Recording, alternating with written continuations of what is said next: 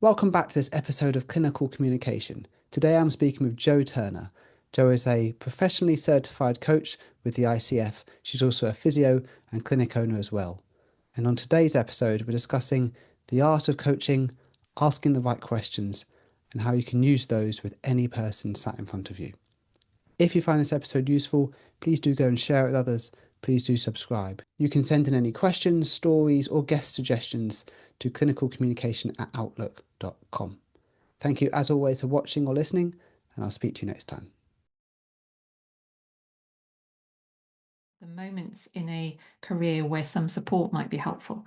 And I think that first peak and plateau is an absolute prime point for someone to have a really nice colleague who is going to come along and go, yeah, this happens. This is normal. You're actually growing at this point. you're not diminishing. Yeah, yeah, interesting.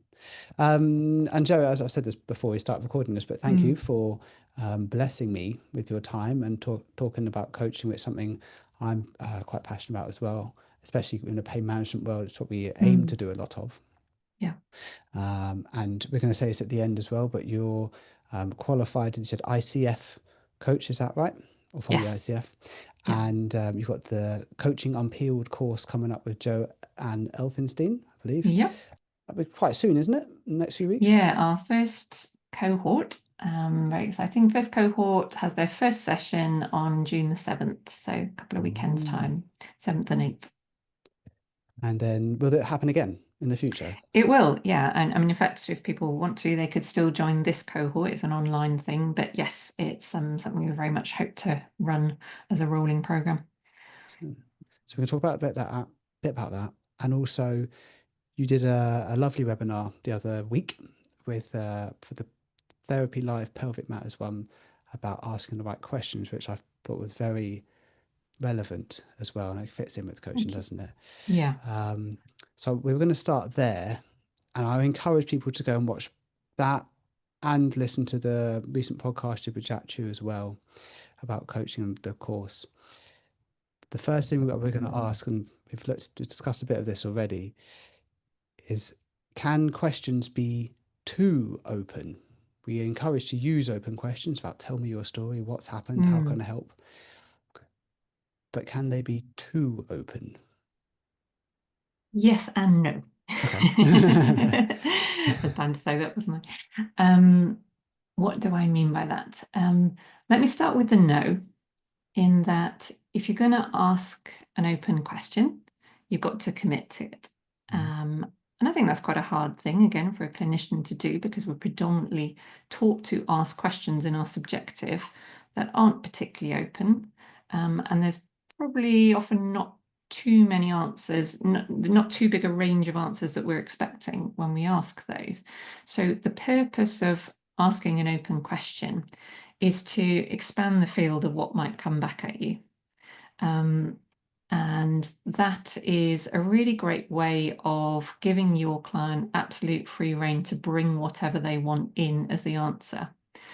Now, the reason I say yes is if you keep going with that, everything stays in this very enjoyable but very out there, floaty, anything is possible place. And at the end of the day, we are trying to get somewhere as clinicians. I would argue very strongly that even in pure coaching, you're trying to get somewhere. Yeah, So yeah, my answer actually, I'm answering as a clinician, but I would give the same answer as a pure coach. Yes, I think you need to offer the openness, and then you have to know when to start to close it down yeah, because you want some clarification. yeah, You've opened it up to give all the possibilities equal chance of coming out. And then usually you're trying to either get some clarification, some detail, or you're trying to close in and say, okay, well, you've told me all these amazing things have come out, but which is actually relevant? Where do you want to focus? So no, I think if you're going to ask an open question, it can't be too open. And as clinicians, we need to watch our language to make sure it genuinely is open.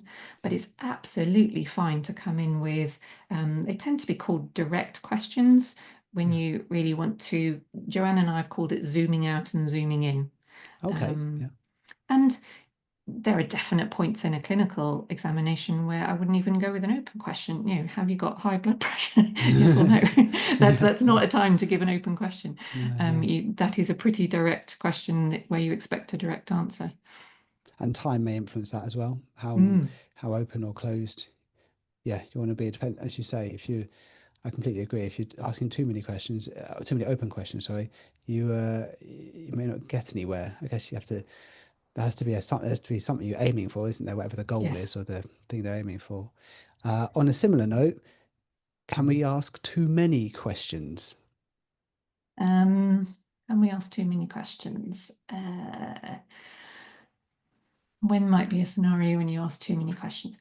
I guess sometimes when you start coaching and you get the idea that you are supposed to ask questions, it can be tempting to keep going. So you've been Mm, taught that you don't want to close things down too early. You want to give the opportunity for all answers to come out. And I guess there is a danger that you just keep going and you keep it.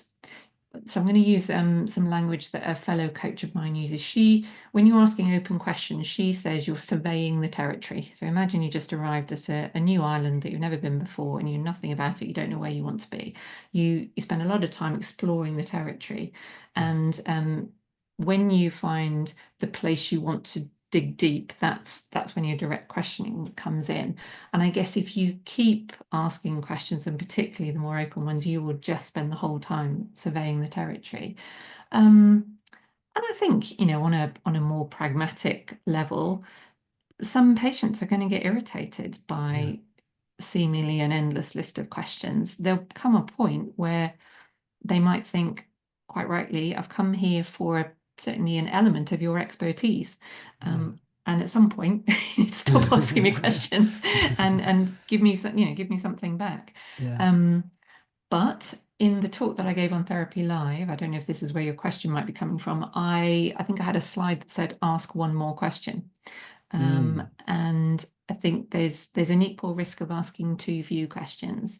yeah. And I guess that comes in the tendency that we have to have a certain number of patterns in our head. And when we think we've got enough to, get all this cloud of information down into a pattern, it can feel very tempting to go, right, let's close it down. Here we are. But there might be one more very important question.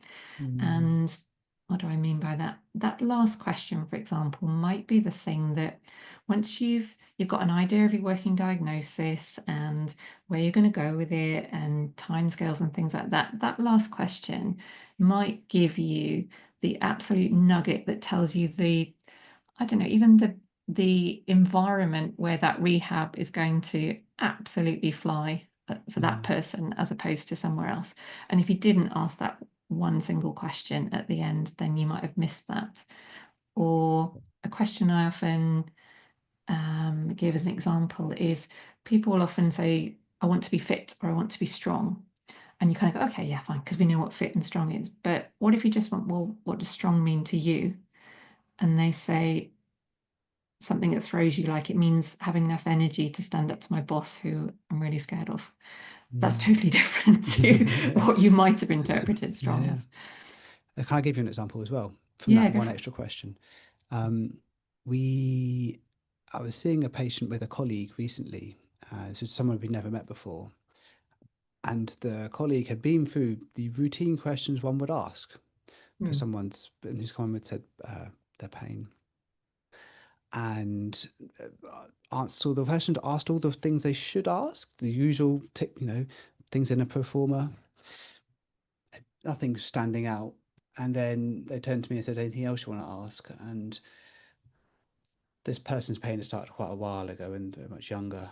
As you know, they'd asked if there'd been any falls or like incidents per se. No, but we think about mm, more musculoskeletal orthopedic injuries. Someone has a slip, trip, twist, etc. There wasn't any of that. But I said, was there any other life changes or stresses? And then it came out that they'd had quite a significant adverse event at the time, mm, which was not no did not nothing been said about before and hadn't been said about with anyone else they'd seen prior. mm, But once it was laid out, that became quite the obvious thing that needed to be addressed and was playing the major part in their problem. Yeah. Um, so, and I'm sure I'm not the only person. I'm sure it's happened to me before, happened to you, happened to plenty of other people, where you think you're going along and everything seems routine, and then it's just asking something that, if you get a gut feel, if there's a certain cue, if you, if when you say a certain word and they maybe, I don't know, say tense up a bit or clench the teeth, you get an idea that, oh, is there something there? Yeah.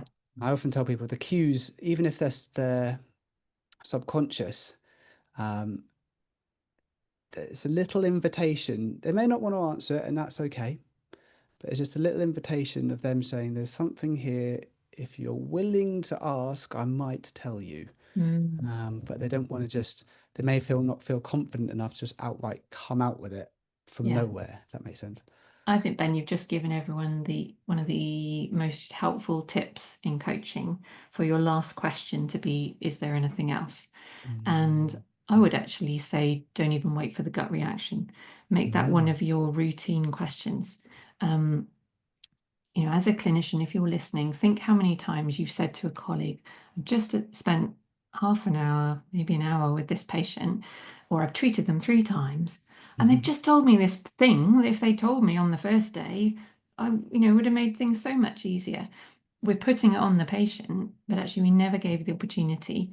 At the end of my subjective, almost without fail, I'll say, is there anything else you'd like to tell me about this? I don't even say related because they may not think it's related. But um, I would say in any line of questioning, even when it sounds like you've got a really clear answer from them, it's always worth, if you've got time, just popping in and is there anything else? And no more Mm. words than that. You don't need to say, is there anything else related to that? Is there anything else? Don't close it down at that point. Just say, is there anything else? Yeah. They'll say no, fine, move on. You don't poke it and push. But as you say, just being given that opportunity may save you an awful lot of time because that's the invitation to bring that thing out. Yeah, absolutely. I completely agree. And sometimes a lot of people just say no, Yeah, but I guess great, move occasionally, on. yeah, exactly. But just occasionally, yeah, something pops up. Mm, Speaking of routine, you one the thing I took the most from that therapy live talk was you put up the question, what matters most to you in all of this? mm, Which is kind of like asking about values in a way, but it's a bit different. It maybe feels a bit more personal. mm, It certainly is nothing that we could try and predict in advance. You gave an example earlier about what's strong to one person is different to another. mm. Where did that question come from, first of all? Um, well, people have heard a version of that related to oh, I forget the acronym, but these days that are taking place in the NHS where they're hiring out big sports halls and things and they're getting Mm. people in for Yes. quicker. So I think what matters most to you is I think they're told to use that Yes. question Yeah. routinely. And I like that. I'm really glad they are using that. So it's a filtering, sifting question. Mm. Um, they might have told you about 3 pains or restrictions that sound horrific, but actually aren't that important to them at all.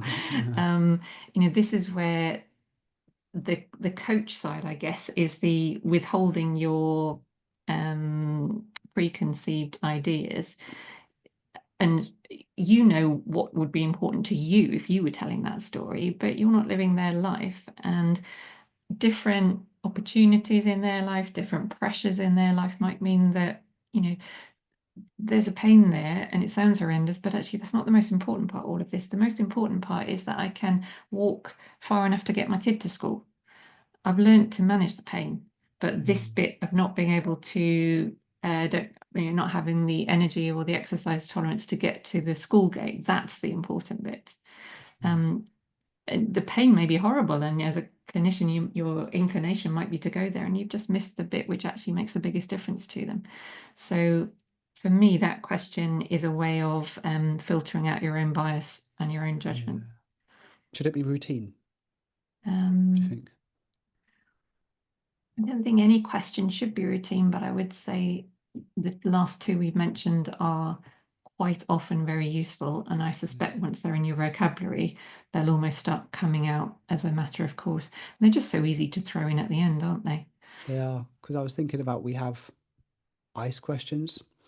If Yeah. we add that, could we have mice questions, essentially? Because it kind of works. Yeah.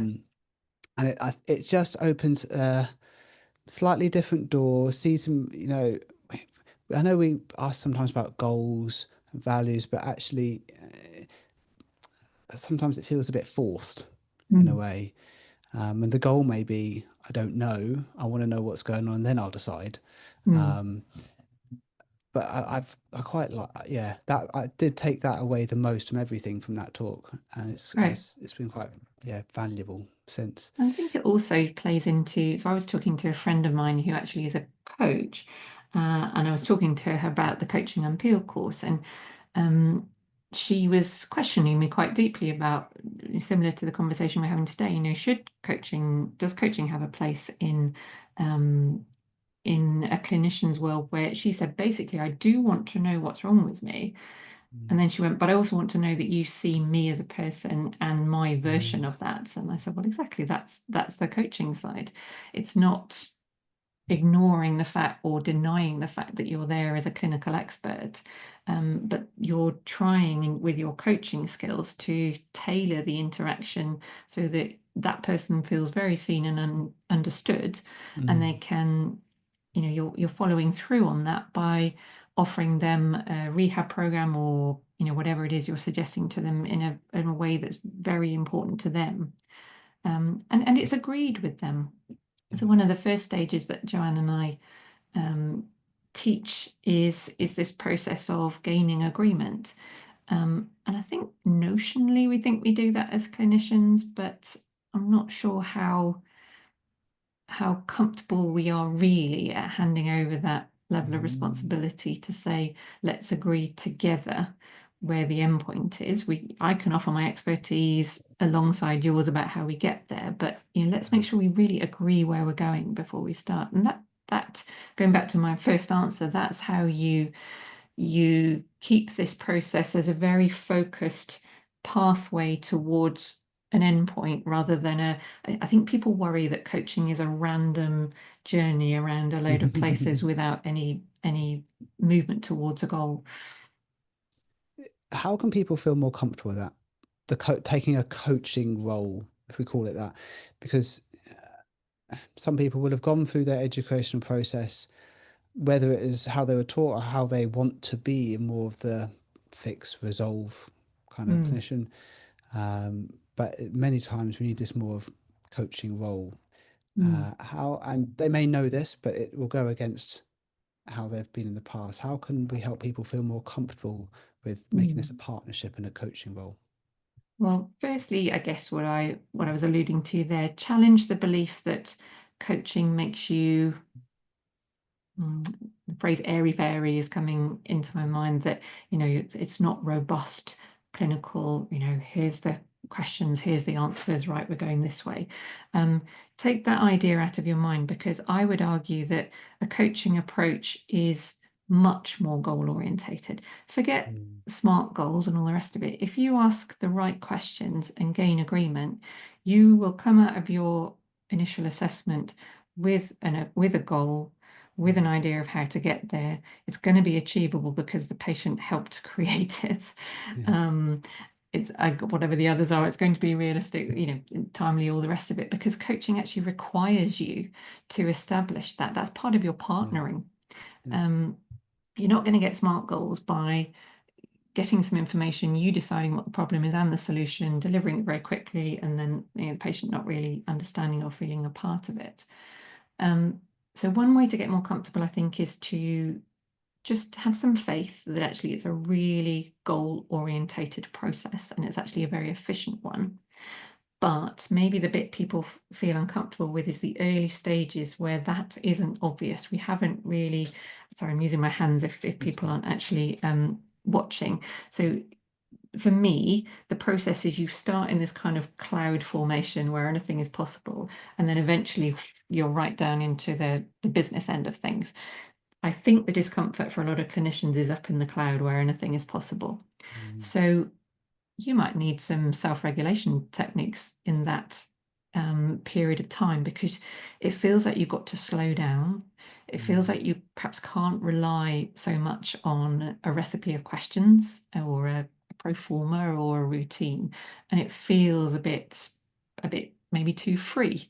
So if you can identify in the moment that you're feeling a bit anxious there, then maybe just notice it first of all. Ground yourself. If you're sitting on a chair, then notice what the chair feels like underneath your bottom and what the floor feels like under your feet. Just bring yourself back to the present moment, and just give yourself a little, it's okay. I know where we are. We're in the cloud. It's fine. I know we'll get to the business end. um, you've probably got to be pretty self-aware to go through that process yeah, in the moment. yeah, But I would say then, even before that, prepare yourself for each session if you can. mm, Now, apologies, if you're sitting here and you know that tomorrow you're going to have to treat 20 patients and you've got no time in between, this is going to sound facetious, but I would still say try and find 30 seconds in between your patients. If you've yeah, got the luxury of 5 minutes, then make this a longer process. But find some way, I'm going to say find some way to deflate the balloon. I often quote a coaching client of mine, a physio coaching client, who said, she gave such a beautiful phrase. She said, I go into work and I've got a deflated balloon, and I go and see my first patient and I put some air into it. I don't deflate it between that patient and the next one, so I put a bit more in. By the third patient, the balloon is absolutely ready to burst, but I just keep trying to force air into it. So mm, if you can, find some way to just relieve a bit of air from the balloon between patients, and there's no prescription of how you do that. If you get a chance to get outside, for me, that's always the best, just complete mm, change of environment and stimulus. If you haven't got time or opportunity to do that, maybe just one deep breath in and then a slow breath out. Um, quick blast over your favorite music. I don't know, mm, anything that just isn't going straight from one patient to the next, because I think you've got much more chance of being comfortable with this new way of being, really, if you have really settled your own nervous system before you go in there. mm, Because I think good coaching requires quite a deep level of regulation, particularly as patients, they're not often not comfortable with a coaching process because it's not what they're expecting. And you might have to manage a little bit of discomfort for both of you. Um, and if you think of it like a martial arts thing, you don't want to go and meet that discomfort head on. You want to be able to try and absorb it, understand it, go with it, mm, not react to it, but keep going. yeah, yeah, yeah. And that requires quite a lot of your own regulation. I, I I always remember many people describe it like a dance, don't they? Yes. Like, not wrestling, but kind of rolling with what happens in front of you. Um, and again, like we were saying before, it's not something that you'll just do once and then that'll be you and you'll be Yeah. sorted. Become a great coach. It takes time and practice, and it will vary over time. Also, I would say helps when the environment and the people around you also support that as well. Yeah. There's a phrase that you become the average of the five people you're around the most, I think. Mm, And if you're surrounded by and influenced by lots of coaches, I'm doing an air quotes, then you're more likely to go that way. If you're uh, around and influenced by people the opposite way, then I guess you might end up yeah. not. But if someone wanting to change, then can they change their environment or however it is so that it's trying to endorse the coachy side? Makes sense. Mm.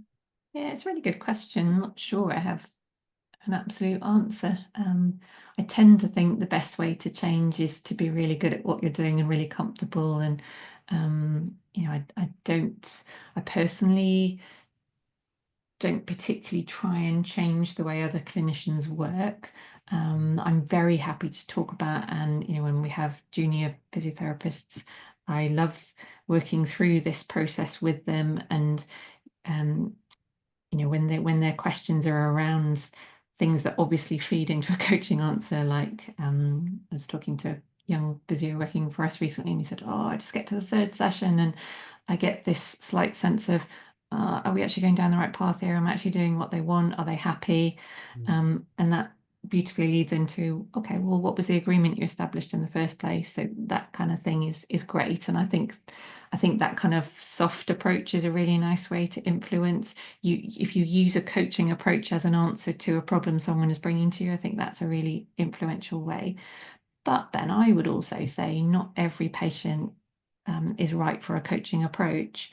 And I think if you've got a range of approaches within a clinic and you know each other well enough to sort of almost, like our receptionists are so good at knowing what type of patient might be right with a particular type of Ah, clinician. that's helpful. Um, and I mean, sometimes I don't want people to think that I'm sitting here saying you must adopt this approach with every patient.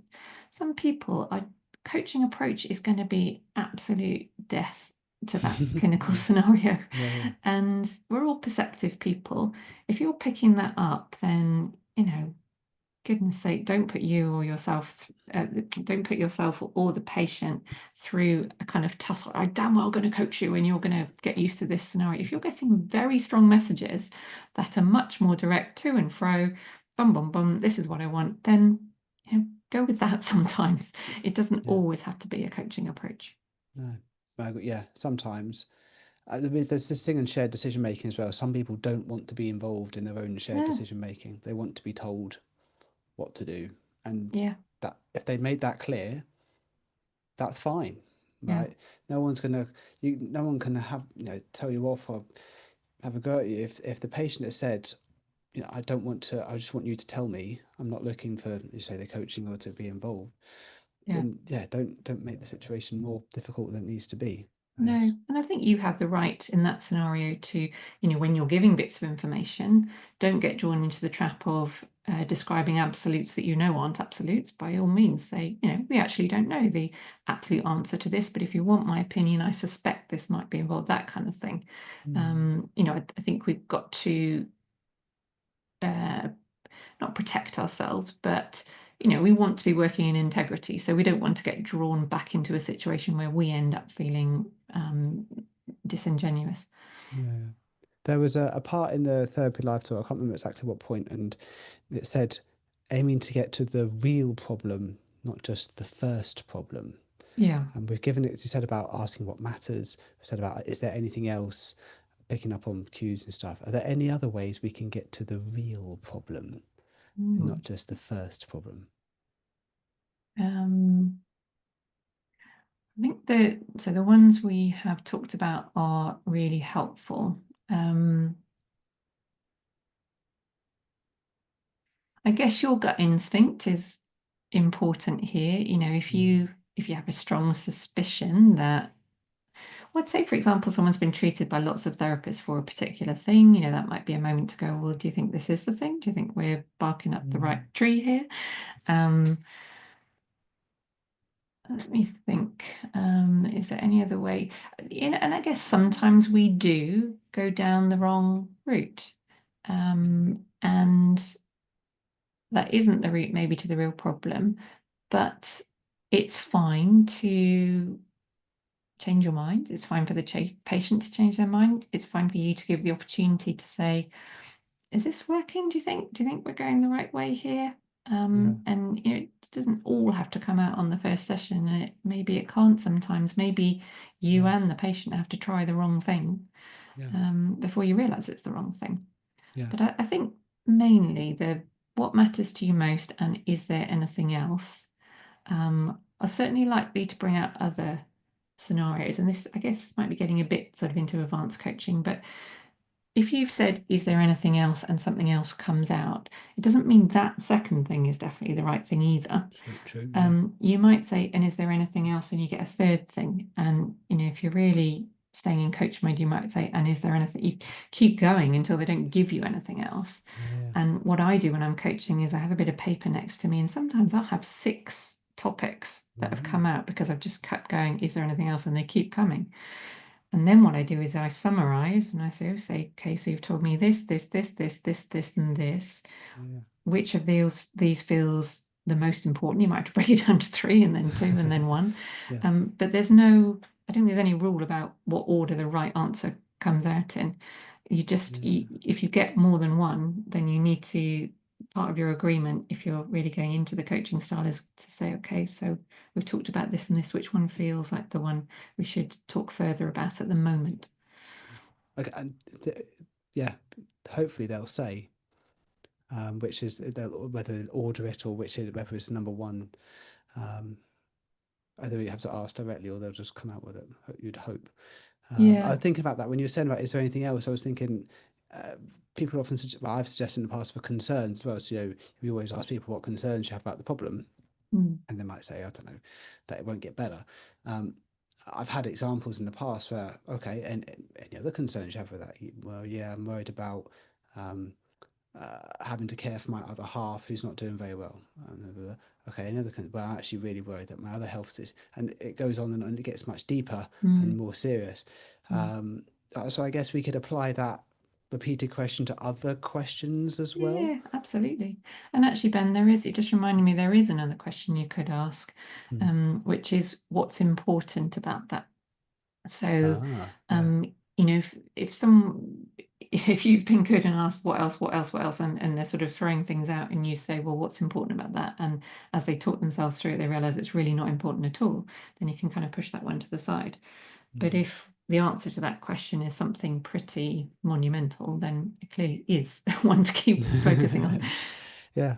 Before we get to your hardest conversation, the one thing I want to ask is, we ask all these questions. We're trying to help discover someone, help find out what's important to them.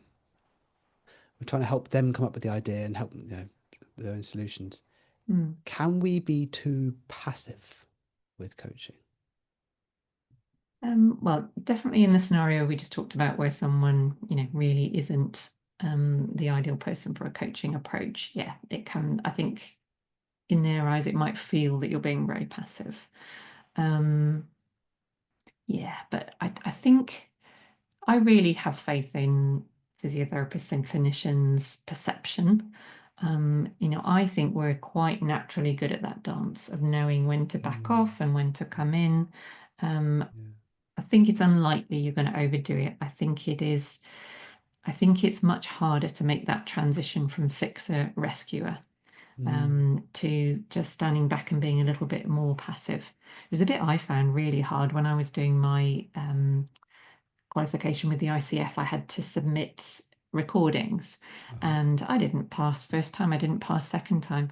And the feedback was always about rescuing. And my Oh. examiner used to laugh. She said, "Joe, you held it till three-quarters of the way through, and then you just couldn't resist it. You had to come in and rescue." And for me, it's almost like, oh, they're almost there, so I'm just going to offer them this nugget of information.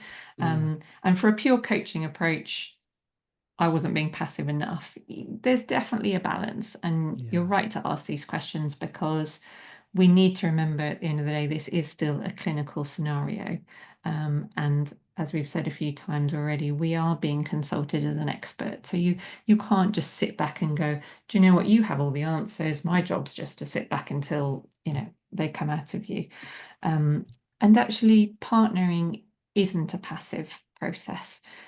Drawing insights out of people is not sitting back and waiting for them to work it out for themselves. It's asking really good questions, yeah, and believing that they have the answers. But it isn't over to you, off you go. I'll sit back and see if you can do it by yourself.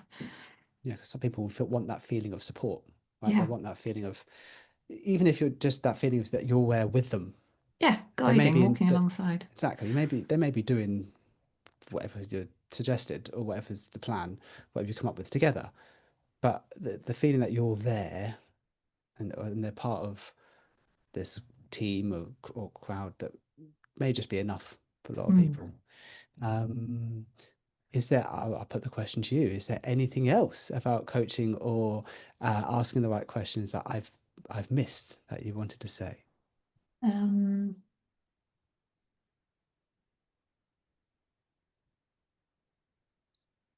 maybe we've talked a lot about the beginning of a session.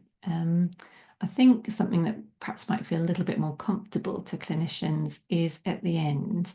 In an ideal world, you've agreed on a whole treatment episode of where you're trying to get to, and ideally at the end of each treatment session, you're agreeing where you're trying to get to. So a nice question at the end is, okay, we agreed we were going to try and get to this point. How are we doing? Right. So if it's gone really well, it's really great that they articulate that for themselves. They get to tell themselves that this went really well, or they get to tell themselves that this bit went well, but actually we've still got that bit to do. And then I think to keep it active, this takes away from your, is it too passive? It's really important at the end of the session to say, okay, so what's been important in the session? What have you learned? And what do you want to do with that? They might say, I don't know. Yeah. And particularly in a clinical scenario, I think it's okay then to be a little bit more directive and say, well, given where we are, some people find that this is helpful. How does that sound? You could still throw it back and say, well, if we're going to do that, where do you want to do it? What would work for you? The ideal is that they come up with some of it. So Yes. they might need you to describe the exercise because you know about the exercise and you know what tends to work. But Yeah. try if you can to get them to have some involvement and some active part in the design. There's some papers, there's quite good evidence that people's adherence to programs is much better if they've been involved. And I Yeah. think I quoted on that Therapy Live talk, not a clinician but a coach, Michael Bungay Stanya. He suggests that people want autonomy, mastery, and purpose. Yeah. So most people want a sense that they are involved, they're not just passive recipients. The mastery one I found really interesting. I thought, do people want mastery? And I thought, yeah, to feel that you have been given a new skill, even if that's a skill to help you get over an injury, and you've got Yeah. to the point where you've really got on top of it, that gives you a good feeling and makes you want to do more. And the purpose comes in the agreement that you've had with them so that they really know why they're doing it and what it's going to bring for them in their lives. So, I was think I was thinking as you were saying it about um, them coming up with it. Like they may need to know what the certain, let's say, exercise or thing they need to do. They may need to be told because they don't mm, know, right? mm, So you have to show them.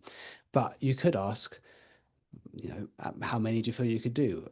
Where would you like to do this? When? yeah. And then putting it back to them so they feel in control that way. So even if they Mm. can't, even if they need you to show them the thing, they can be in charge of how and the what's and all the context with it. Is that right? Yeah, yeah, the Uh, personal bit.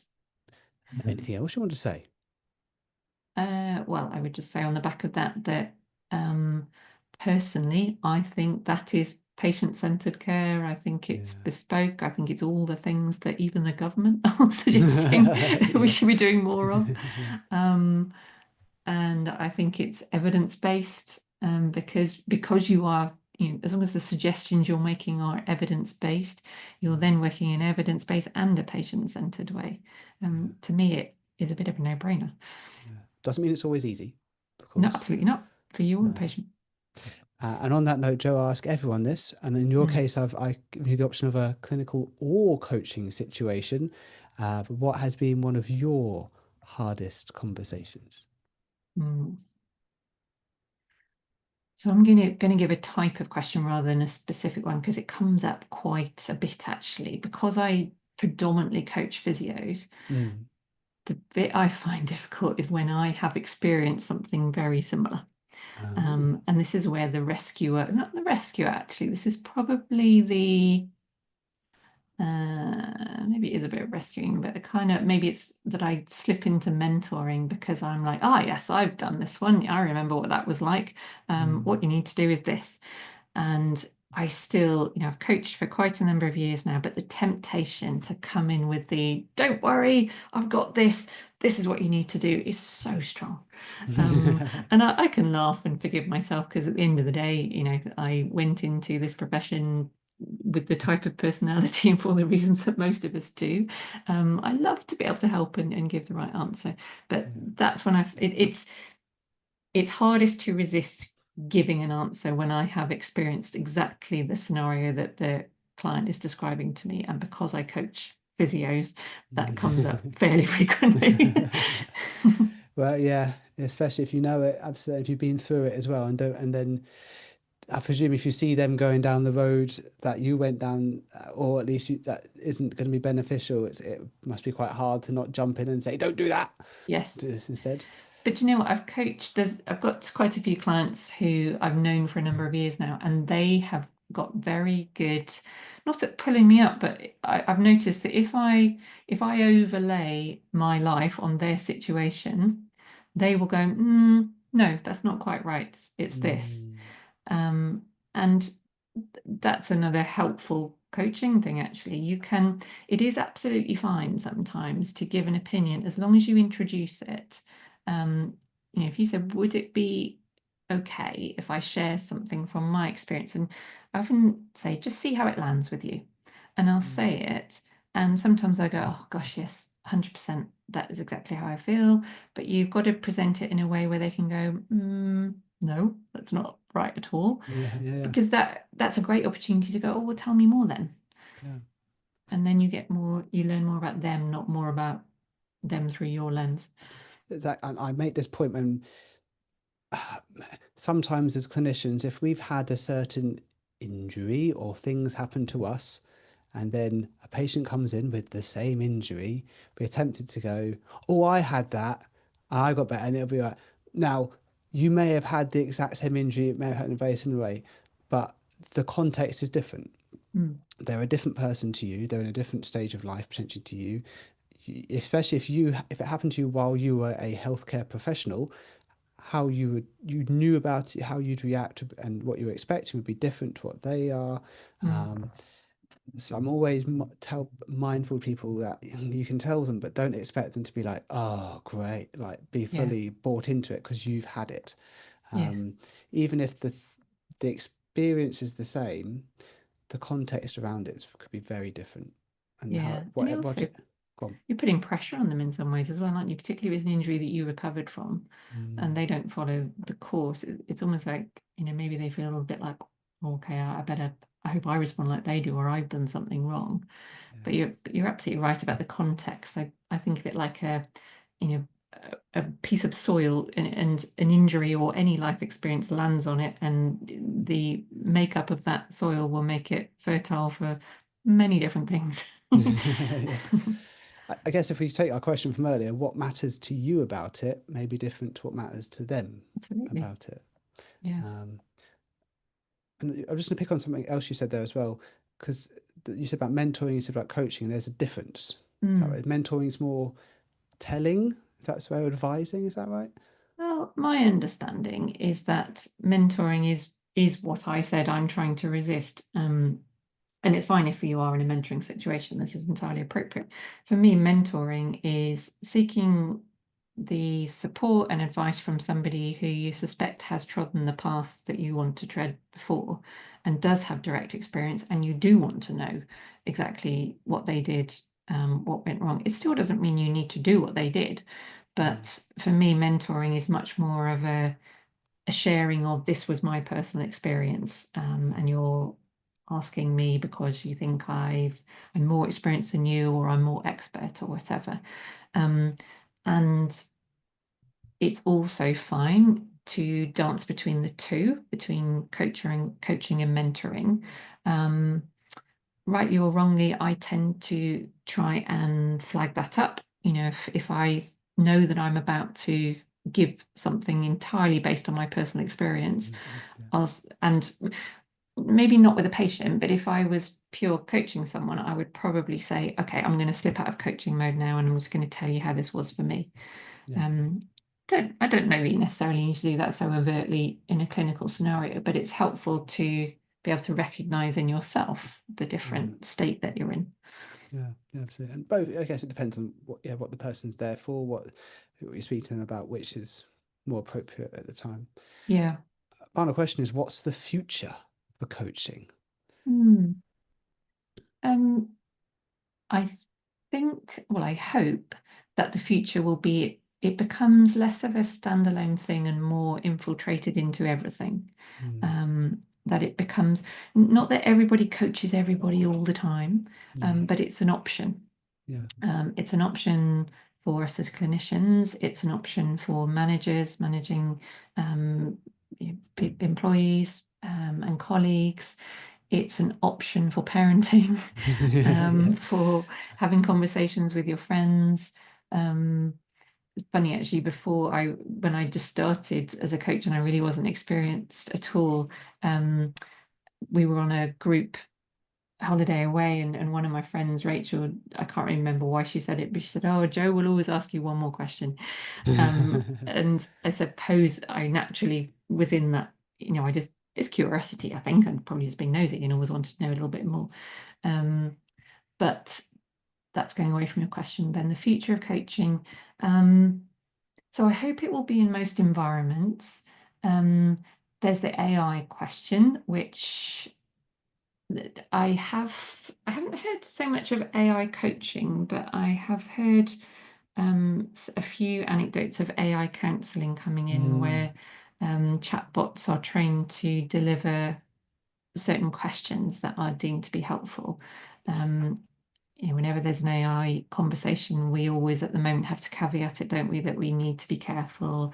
There's Yeah. a very sad case recently where a boy committed suicide, and Really. apparently he had asked the chatbot, um, he'd found it very helpful, but then one day he'd said, "It's time for me to come home." And the chatbot said, "I think you should do that as soon as possible." And Mm. allegedly that was the last conversation he had with the chatbot. Oh. Um, but I can see that for some people, the upside, even when I was reading that article, was suggested that for some people, being asked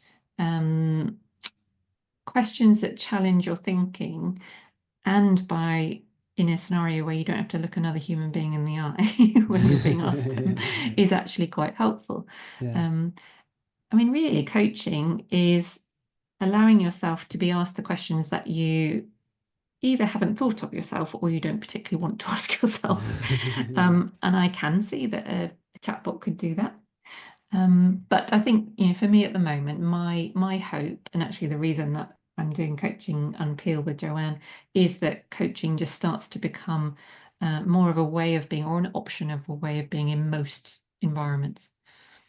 And people can still sign up for that course. So that's going to be They available can. start soon. So how many days online? So initially, we've got 2 days online, Saturday and Sunday, where we will teach you coaching principles. And just to be absolutely clear, if anyone's listening and thinking they'd like to join, this will not give you a coaching certification. So you won't come away as a coach that could go off and coach anybody. Mm. It's very much in the way I've been talking to you about it today, Ben. It's how to incorporate a coaching style within a clinical scenario. So we keep it Yeah. very clinical. So we introduce the methods and give lots of opportunities to practice in breakout rooms with each other in that first weekend. And then we've got a gap of, I think it's 3 weeks before we come together again, because we want people to go away and Mm. get it wrong and Yeah. have a play. And this is going to sound very patronizing. I think I want people to go away and understand that actually it takes a bit of practice, because the concepts are not complicated. I would never claim Mm. that this is some amazingly difficult technique to learn. But what I would say from experience is, just like when you first qualified as a physio, when new phrases come out of your mouth and new responses come back, Yeah. it takes a little while to get comfortable with that. So it's not that I'm saying it's incredibly complicated and mysterious, but I think it is something that needs a bit of practice, and you need to get it wrong quite a few times to start to refine it. So then we'll come back 3 weeks later, and Joanne and I will be available to we've called that a mentoring session. So answer all the Oh. the queries of what's come up, give them the benefit of our experience there. And I think we may put another further one on beyond that if people need it as well. Mm. And it's all online, is that right? Yes, it is. All online. Fine. Yeah. Can do it from their own home in the pajamas. And It this is in UK daytime, right? Yes, it But is. people, Yeah. I presume if they're happy to do it, they could join from anywhere in the world. Yeah, yeah, as long as their time scales are time zones are not too arduous. The only thing you need is a piece of citrus fruit of your choice. That's the Oh, only other requirement. So if you can't find an orange or a lemon or a lime, then sorry, you can't come. those are one of those three. That's what Well, you or a need. grapefruit. What Oh, it's else is grapefruit. there? I don't know. I'm not a fruit connoisseur. But I love an apple, but I couldn't. Yeah, you got you. I could guess orange, lemon, and lime. Don't Grapefruit is know. citrus. There's going to be Oh people no. shouting at their cars right now saying, "Get another Write in citrus with for me." your obscure citrus fruit. And I will put the link to this course in the description for people to click on. Thank you. Anything else you want to plug? Um, well, coaching itself. So if you've been listening to this and as a clinician feel like you might benefit from some coaching, then I do one-to-one coaching. If you're working in an organization where you would like me to come and talk to you about how you start to integrate this into your clinic or your organization, then I'm very happy to do that. I also have a back catalogue of my own podcast episodes. So my podcast is called You Matter. And the 50 episodes cover a whole range of topics, but the common theme is that we don't talk about clinical techniques as such. It's focused on you and your well-being as a clinician. Um, I'm changing the format of it slightly. It has been monthly. From now on, I will have the conversations that people want me to have. So if you listen to them from the back catalogue and you think, oh gosh, I just want Joe to talk to this person or discuss this particular topic, then let me know. We were having a meeting at work last week, and the Mm, people were talking about well-being, and I think it was mm, Mental Health Awareness Week last week. yeah. And one of my colleagues recommended the You Matter episodes for that purpose, Oh, for its I'm well-being pleased. support. Yes, yes. Oh, that's really And nice to hear. yeah, absolutely. So it will still be going. People can send recommendations to you. Yes, It sounds like yes. just as you said, ad hoc, right? So just as and Yeah. when. And equally, if there's a discussion I realize I want to have, then I'll do an ad hoc one on that as well. Now, Joe, you are on LinkedIn, X or Twitter, uh, I'm anywhere not on else? X actually. I You're not on came off X. X. You come off Decided X. I was done with X. Ah, So Instagram? sporadically. Best Sporadically. place to get me is LinkedIn. And I've got a Facebook group called Me Hub. So my coaching Ah, company is called Me Hub. And coaching, the Facebook group associated with that is Me Hub. But I'm most active on LinkedIn. yes, yes. Grant, Joe, anything else you wanted to say before we go? Um, I will say what I always say at the end of my podcast that if you're a busy clinician trying to be all things to everybody in all spheres of your life, and particularly if you are thinking you'd like to try and adopt a new way of being like coaching, then be kind to yourself, give yourself a Yes. break, and remember that you matter. I will leave it there. That's beautiful. I'll leave it there. Thank you, Joe. Thanks, Ben.